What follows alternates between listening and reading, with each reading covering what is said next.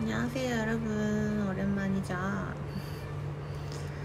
다들 어떻게 지내고 계신가요? 날씨가 왔다 갔다 더웠다 추웠다 하는데 다들 잘 지내고 계세요? 저는 그냥 평소처럼 일하고 운동하고 집에 가고 똑같은 평범한 일상을 보내고 있어요. 요즘엔 좀 컨디션이 괜찮아져서 문화생활도 많이 하고 있거든요. 뭐 워터밤도 갔다 오고 뮤지컬도 보고 오고 이것저것 많이 했던 것 같아요.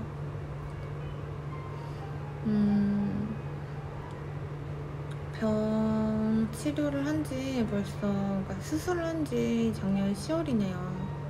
시간이 꽤 많이 지났죠. 항암 치료한지 끝난 지가 벌써 한 6, 7개월 된 것 같고, 수술한 지는 이제 거의 1년이 다 돼가는 것 같아요. 10개월 정도? 근데 부작용이 있다면 타모xi펜에 대한 부작용이 남아있죠. 불면과 뭐 온몸의 뼈 통증 같은 것과 두통 정도랑 뭐 피부가 조금 건조하다는 것과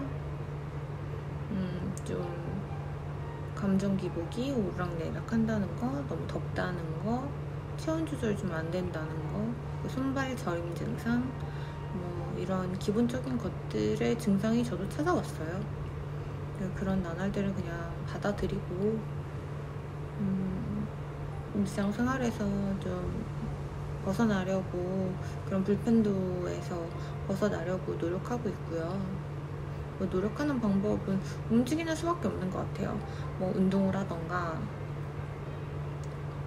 뭐 주무른다던가, 뭐 기분 전환을 한다던가, 그런 거밖에 없는 것 같아요. 이제 문제가 저는 생긴 게, 이제 뭐 항암도 끝나고 이제 이번에 제가 좌측을 수술을 했는데 우측 검사를 했어요. 제가 좌측 수술을 기다리면서 우측에도 생겼거든요. 근데 양성이긴 한데 아직 악성은 아니어서 추적 관찰을 하기로 한 상태였어요. 근데 첫 검진에 다녀온 거거든요.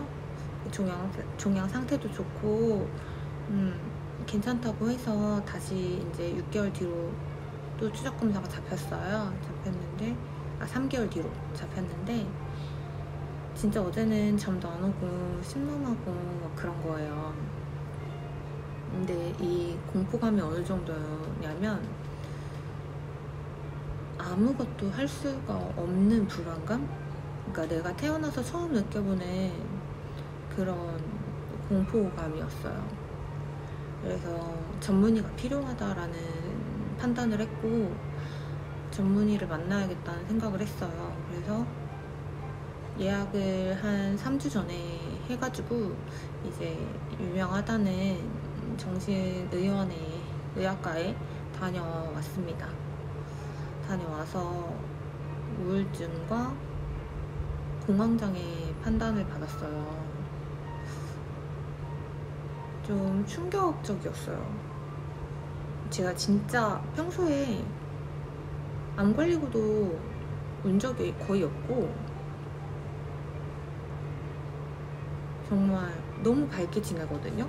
정말 고객님들도 저한테 어떻게 그렇게 밝을 수가 있냐, 너무 신기하다고 할 정도로 되게 밝고 해맑게 지내는데, 내가 우울증의 공황장애라니.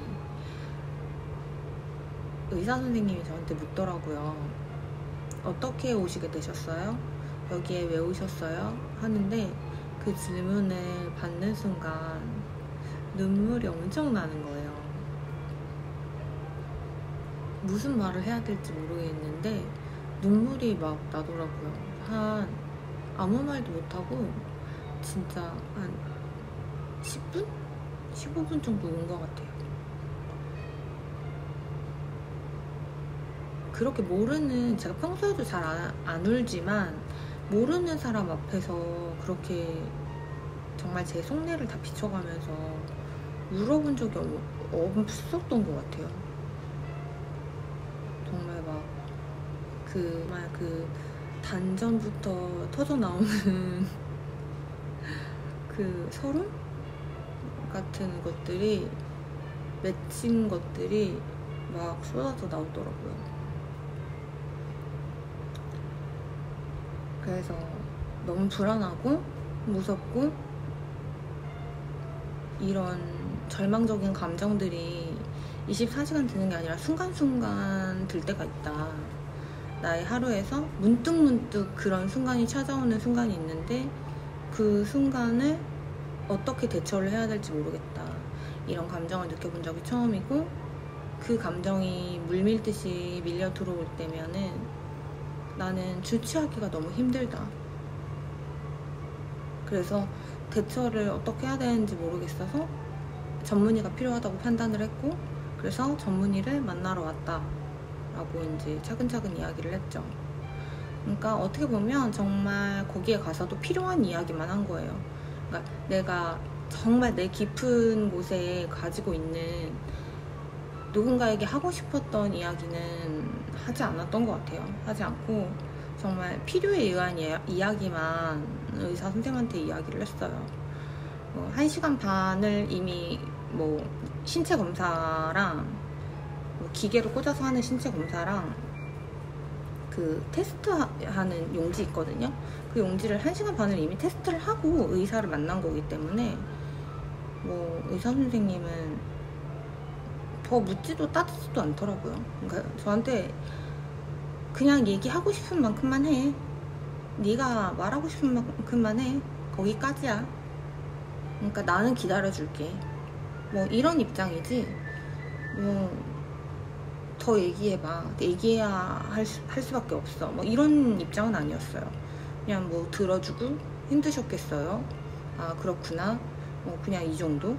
그리고 약물 치료를 지금 상태가 이러이러하니 약물 치료를 해봅시다. 아, 잠을 많이 못 자는군요. 그래서 불안 수치가 굉장히 높게 나왔어요. 불안 수치가 굉장히 높고, 평소에도 긴장을 원래 하고 사는 사람인데 예민하다고 나왔거든요. 근데 제가 좀 예민해요.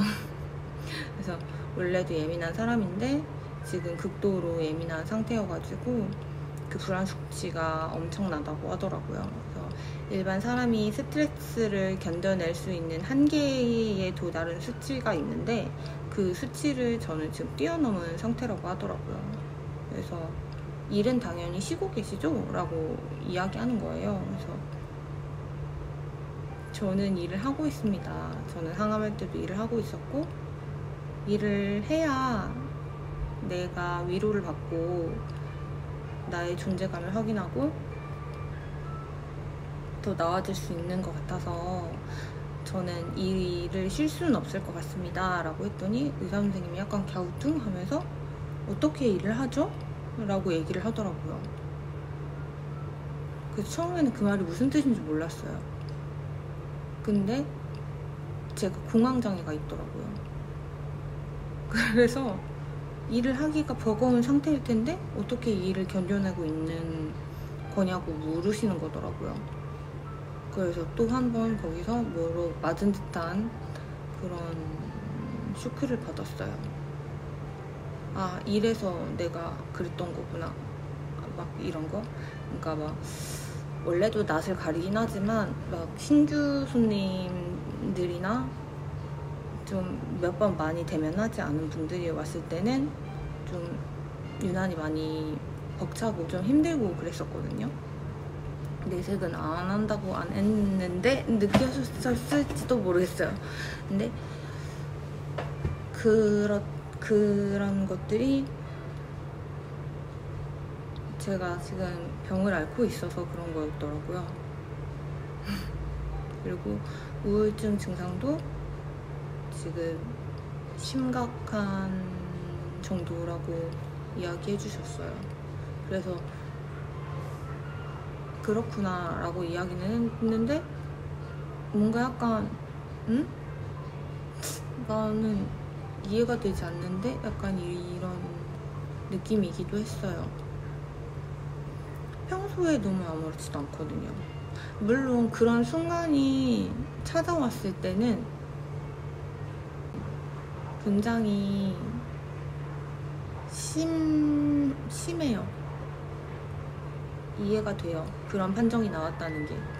근데 그런 상태가 24시간 계속되는 거는 아니니까 별로 나는 심각하다고 느끼지 않았었는데 병원에 가서 진료를 받으니까 그냥 좀 내가 생각한 것보다 조금 더 안 좋은 상황이구나. 내가 너무 안일했구나. 너무 외면하고 있지 않았나. 그러니까 내가 너무 나 자신을 괜찮다고만 생각하려고 하고 자세히 나의 상처받은 마음을 들여다보지는 않지 않았나라는 생각이 들더라고요. 그러니까 좀 넘어지면 주저앉아 있기도 하고 다시 일어날 힘이 날 때까지 주저앉아 있기도 하고 울기도 하고 억울하다고 소리도 지르고 해야 되는데 저는 너무 아무 일 없다는 듯이 일어나서 웃고 다시 뛰었어요. 그게 저도 모르게 마음의 병이 되었나 봐요. 그래서 그냥 혹시 영상을 보고 계신 분이 있다면 너무 괜찮은 척을 안 하시는 게 좋을 것 같아요. 그러니까 밝게 살려고 하고 밝게 지내려고 하고 긍정적으로 생각하고 그런 것도 좋지만 그렇다고 또 너무 우울하시라는 얘기는 아니에요. 근데 내가 상처받은 마음을 내가 마주볼 용기도 필요한 것 같아요. 내가 받은 상처를 내가 마주보고 내가 안아주고 다독여줄 용기도 필요한 것 같아요. 그러니까 저는 일을 할 때도 그렇고 항상 열심히 살아왔어요. 채찍질을 하면서 내 자신에게 항상 혹독했던 것 같아요. 근데 아픈 나에게도 넌 괜찮아, 넌 괜찮아야 돼, 너니까 할 수 있어, 이렇게 좀 혹독하지 않았나. 그게 나의 마음의 병을 만들지 않았나 싶고, 그리고 굉장히 불안해요. 그러니까 반대쪽에 저는 또 남아있다고 했잖아요. 그래서 불안한 것도 있고 진짜 어디가 아프면 전이증상이 아닐까라는 그 불안감이 굉장히 엄습해 오거든요. 그거를 싸워서 떨쳐버려야 하는데 그 떨쳐버리는 과정 중에 머물러 있는 것 같아요. 제가 이거는 누가 어떻게 해줄 수 있는 게 아니라 내가 이겨내 가야 하는 과정 중에 하나인데 잘해야죠. 그래서 이제 내일 하러 가는 네일샵 원장님이 책도 선물해줬어요. 자기 사랑이라고. 나를 사랑하는 책. 그래서 다시 책도 많이 읽고 추억도 많이 쌓고 내 자신도 많이 다독여주면서 약물 치료를 병행하려고 해요.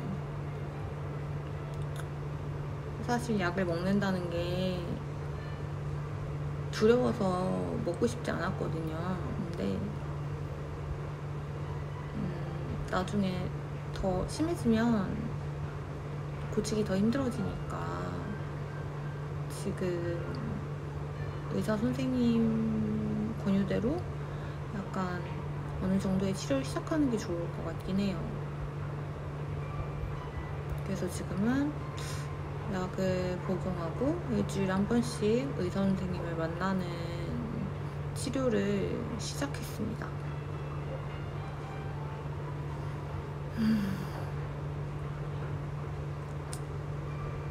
대한민국에 살면서 정신병원에 간다는 건 쉬운 일은 아닌 것 같아요. 전 엄청 제가 개방적이고 오픈된 성향을 지녔다고 생각을 했는데 그런데도 쉽지는 않았던 것 같아요. 저보다 아마 더 보수적인 성향을 가지신 분들은 굳이 내가 정신과까지 가야 될까? 참아도 되지 않을까? 혼자 이겨낼 수 있지 않을까? 이렇게 생각하실 수도 있을 것 같은데, 전문의의 도움을 받는 게 나쁜 게 아니고, 내가 혼자 이겨낼 수 없는 부분은 의사의 도움을 받는 게 맞지 않나 라고 얘기해주고 싶어요. 뭐 옳고 그름은 본인이 판단하는 거지만 그냥 제 경우에는 그랬던 것 같아요. 너무 나 혼자 해결하고 뭐 그렇게 하려고 애쓰지 않았나. 그래도 너무 다행인 건 제가 의사를 찾아갈 생각을 했다는 거예요. 그리고 사람은 참 겉으로 보이는 게 다가 아니라는 거. 진짜 저는 24시간 중에 잠자는 시간 빼고 뭐 한 12시간 정도 깨어있다 치면 거의 12시간은 되게 개구지고 잘 웃는 편이에요. 누가 봤을 때 그럴 거라고 생각지도 못할 그런 일상을 보내고 있거든요.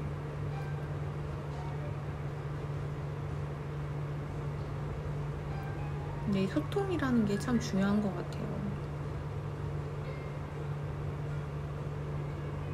근데 뭐 타인과의 소통도 중요하지만 나 자신과의 소통이 참 중요한 것 같아요.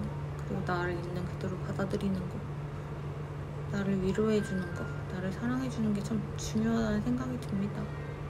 그러니까 병이 나니까 몸이 아픈 것도 문제인데 몸이 나으니까 정신이 아프네요. 마음도 아프고. 그래서 마음과 정신이 병들지 않도록 마음과 정신 관리도 잘해야 하는 것 같아요. 다들 몸만 너무 돌보지 마시고 지쳐있는 마음도 한번 돌아와 보세요. 가장 중요한 건 마음인 것 같습니다. 내 마음이 다치지 않도록 토닥토닥 잘 해주세요.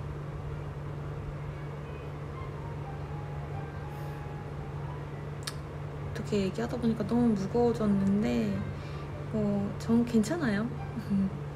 저는 친구들도 있고 가족들도 있고 고객님들도 너무 잘해주시고, 그래서 그리고 또 전문의도 만났으니 저는 괜찮습니다. 그리고 꼭 이 순간들을 이겨내서 더 건강하고 씩씩한 제가 될 거예요. 다른 분들도 이런 비슷한 경험을 하고 있다면 꼭 같이 이겨냈으면 좋겠네요. 병이 끝나도 끝날 때까지 끝난 게 아니라는 거. 어쨌든 다들 날씨가 더운데 말복까지 잘 버티고 여름 잘 넘깁시다. 코로나로부터 끝까지 살아남으세요, 여러분. 올해는 꼭 끝났으면 좋겠네요, 코로나는. 마스크 좀 벗고 싶다, 그쵸? 참, 어제 저 집에서 쫓겨났어요. 7년 동안 거주하던 집에서 쫓겨났습니다. 집주인 아주머니가 집을 파실 거래요. 그래서 전 집을 알아봐야 될 것 같아요. 어디로 가지?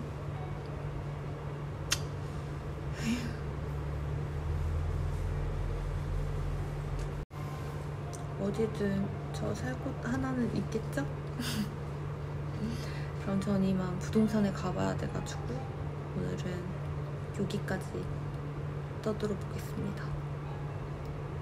다들 건강하시고 행복한 일만 있으셨으면 좋겠어요.